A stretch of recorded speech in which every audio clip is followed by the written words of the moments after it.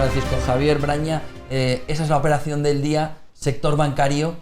¿Qué pasa a partir de ahora? El Sabadell le dice no me gusta este precio, pero ¿qué pasa a nivel sector? ¿Qué puede suceder a partir de ahora? La verdad es que no le sabría responder. Entiendo que el Sabadell era, en este caso, el pez chico y no ha querido, Está muteado, si se ve ahí. supongo que, entendiendo de la defensa de sus accionistas, supongo, pues no le ha interesado la fusión.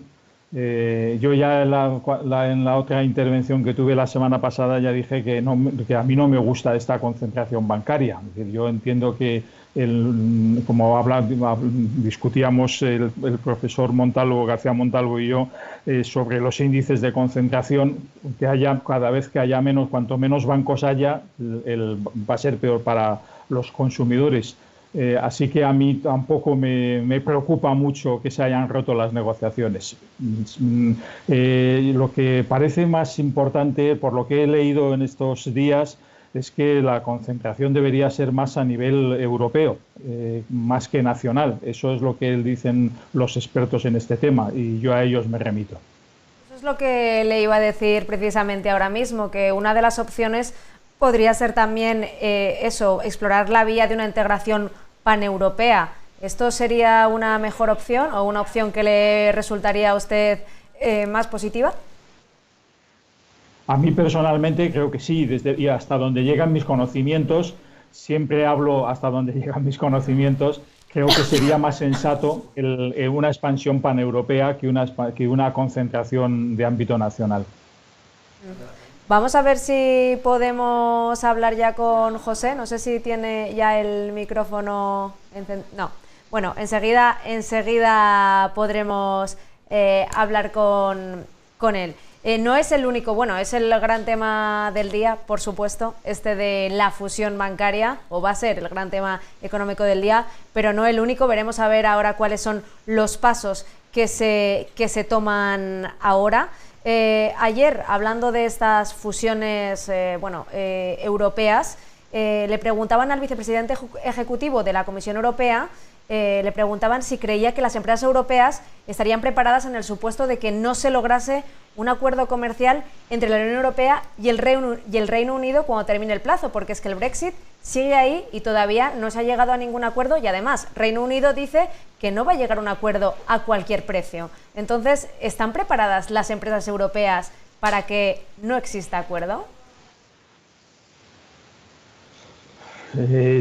Ahora mismo no sabría decirle, porque habría que ver qué opinan en vivo las empresas europeas. Depende de las que más se puedan ver afectadas. Por ejemplo, una que se puede ver afectada por todo esto, como sabemos, es Iberia. Y Iberia o por lo menos no ha anunciado cuáles son sus planes de contingencia ante una ruptura como la que se está anunciando. Yo la verdad es que no entiendo muy bien hasta dónde quiere llegar el gobierno del Reino Unido. No se me sale de la racionalidad, de la racionalidad económica o incluso de la racionalidad política. No sé exactamente qué es lo que pretenden, porque esto yo creo que a quien más va a perjudicar es al Reino Unido. Va a haber empresas europeas, como por ejemplo puede ser el caso de Iberia, British Airways, que les perjudique, pero quien va a salir peor parado de todo esto, sin lugar a dudas, es el Reino Unido. Así que no consigo entender qué es lo que hay detrás de esta posición contumaz del gobierno del Reino Unido. Que seguimos en Europa, ayer conocíamos que Italia era el primer país en pronunciar esas palabras, que condenen la deuda de estos meses, ¿no?, de pandemia. No sé si se llegará a eso y si sería positivo. No sé cuál es su opinión. Bueno, creo que me parece muy bien que Italia pida la condenación de la deuda. En el marco actual de la Unión Europea, me parece que es pedir, es una carta a los Reyes Magos que no existen. Y no sé si estrictamente sería la solución. Yo creo que ahora mismo, lo comentaba el otro día, los niveles de deuda son altos, pero esto es una situación coyuntural y todo depende de la fortaleza de los sistemas fiscales de cada país. Entonces, quizá a mí me parece mucho más positivo ir hacia una mayor armonización de los sistemas fiscales que a la condonación de una deuda que por ahora, es decir, no veo como preocupante. Sobre todo, vuelvo a insistir, que es que depende mucho en los países de que esa deuda sea interna y externa. Entonces, y eso es lo que habría que ver dentro de cada país, cuál es la combinación de ambos tipos de deuda. Yo sería mucho más partidario de profundizar en la armonización fiscal que en soluciones de este tipo que son absolutamente complejas y vamos, y por seguro, Alemania dirá nein, no. García Montalvo, catedrático de Economía de la Universidad Pompeu Fabra, ya podemos escucharte, me dicen. ¿Qué tal? Buenos días. ¿Qué tal? Buenos días. Perdona las molestias. Estábamos hablando en el inicio de la fusión ya rota entre Sabadell y BBVA. ¿Cómo ves la operación, cómo ves el movimiento y sobre todo cómo ves cómo pueda quedar o qué movimientos pueda tener el sector a partir de ahora? Vamos a ver, yo creo que estas fusiones son muy complicadas, sobre todo porque se plantean también en un momento muy complejo, donde el sector bancario realmente está en una situación, en general, en todos los países, una situación de gran transformación. Yo creo que no debemos olvidar que, por ejemplo, una fusión que está avanzando y va a llegar a término, que es la de Unicaja con Liberbank, también tuvo una situación como esta. También se rompieron las negociaciones y la cosa volvió a empezar y la cosa parece que va a acabar fraguando. Vamos a ver qué es lo que sucede, pero sí que parece que esta segunda vez podría funcionar. Este es un proceso largo que puede tener pues estos altibajos. Yo no daría completamente por cerrada la opción de que esta operación no se pueda producir. Yo creo que ir a Garanti, con la situación en la que está Turquía ahora, ir a tomar el 100% de Garanti no sería una buena opción.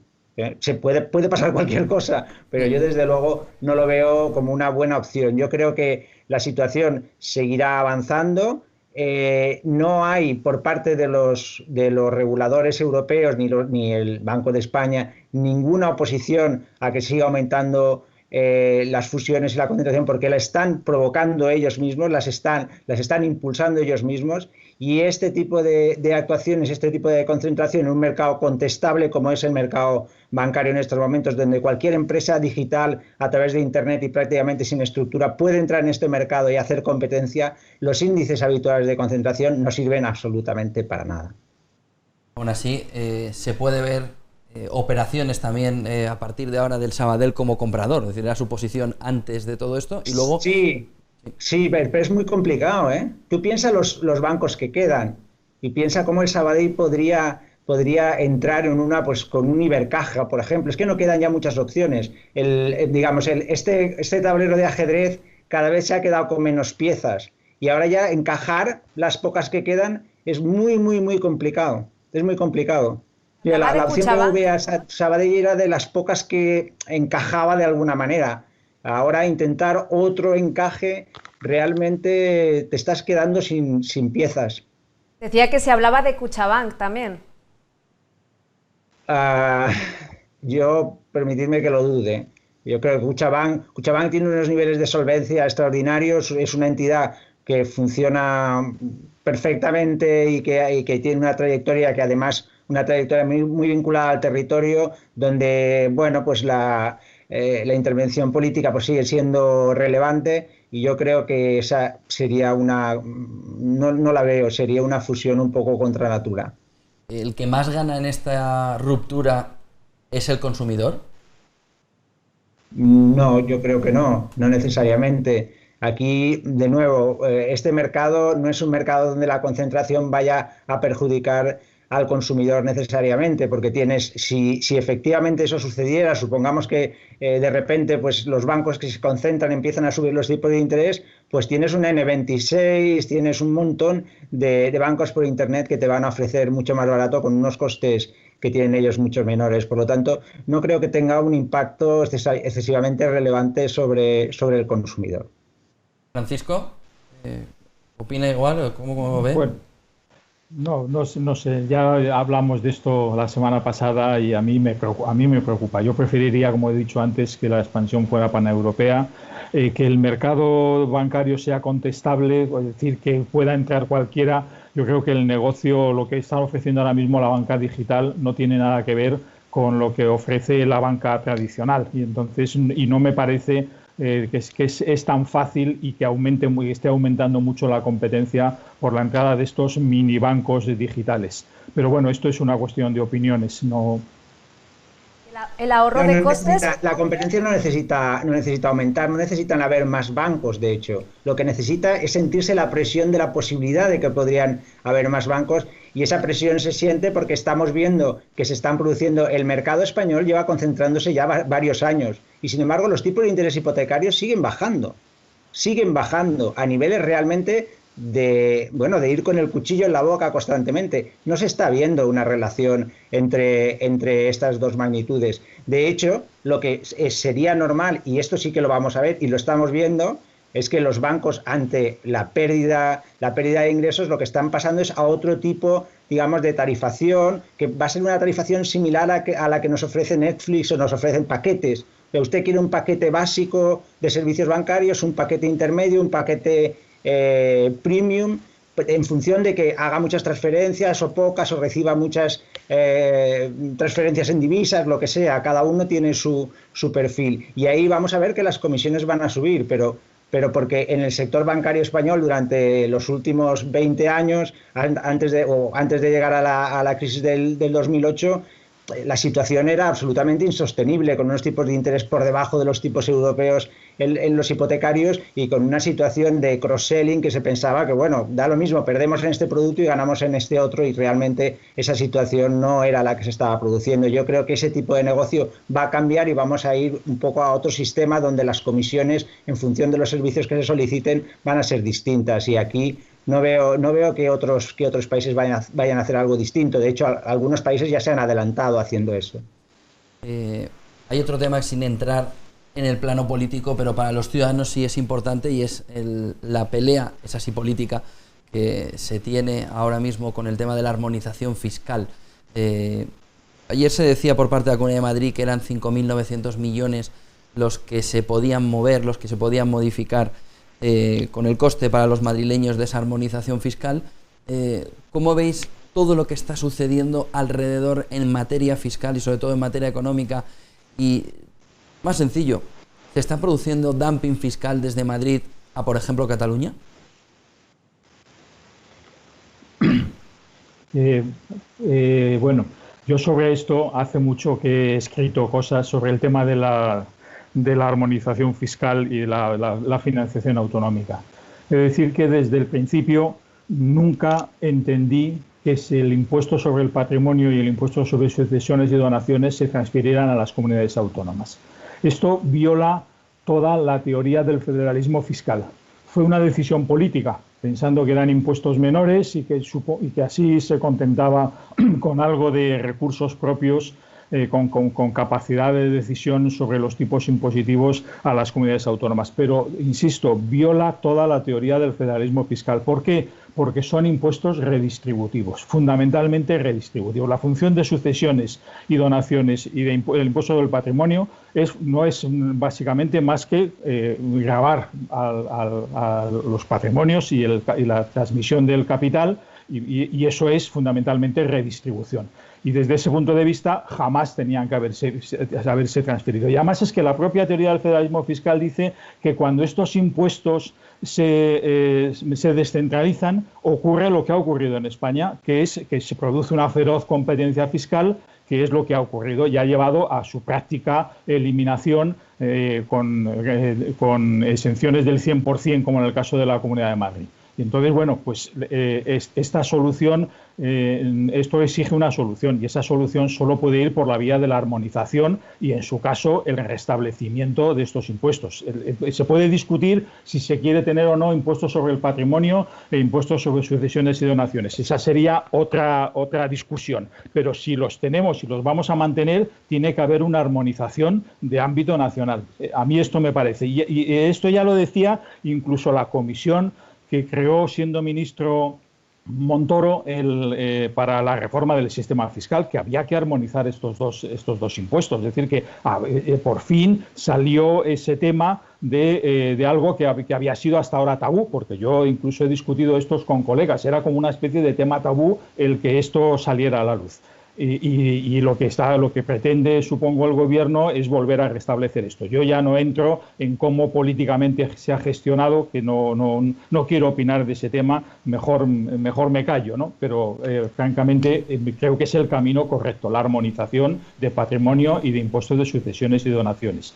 Y luego ya está la otra pregunta que me hacía brevemente, que es el tema de si hay competencia fiscal desleal, si hay dumping fiscal. Es decir, lo cierto es que Madrid ha tenido capacidad para reducir estos impuestos o eliminarlos de hecho, y reducir también en el impuesto sobre la renta a las personas físicas, porque la capitalidad le da una potencia recaudatoria y la propia lo elevado de la renta de la Comunidad de Madrid y la renta per cápita que no tienen otras regiones. Entonces eso le permite seguir recaudando y atraer de hecho inversiones. Hay un estudio de unos colegas del Instituto de Economía de Barcelona donde muestran cómo Madrid es precisamente la que atrae capitales y tiene por el efecto capitalidad.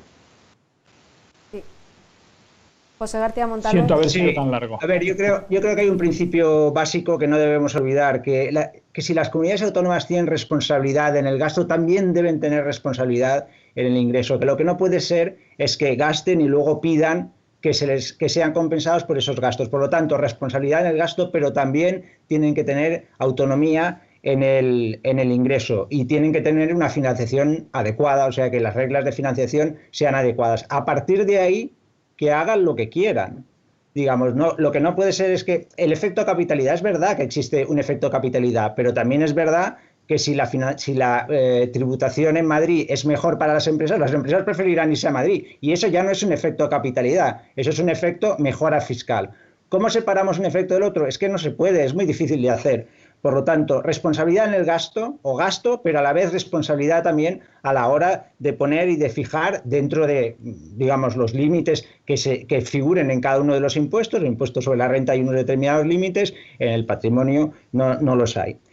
La segunda es, yo creo que sí que es un tema importante si debe o no debe haber impuesto del patrimonio, porque no es lo mismo decir, no, vamos a bonificar al 100% el impuesto sobre la renta, que sería un absurdo y una locura absoluta, que decir vamos a bonificar al 100% un impuesto absolutamente, técnicamente irracional, un impuesto que empezó como un impuesto extraordinario y que se ha mantenido a pesar de eso, un impuesto que grava varias veces un mismo hecho fiscal que ya se gravó cuando se pagó la renta, un impuesto que no hay en ningún país de Europa.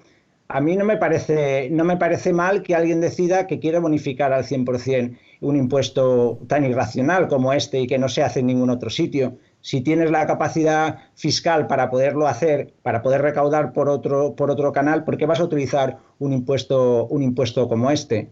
Así como no me parece razonable, ni muchísimo menos, todos los intentos que hacen casi todas las comunidades autónomas de reducir el impuesto sobre sucesiones, que es realmente el impuesto que impide que exista igualdad de oportunidades. No el impuesto sobre el patrimonio. El impuesto sobre el patrimonio es un impuesto irracional que no tiene ningún sentido.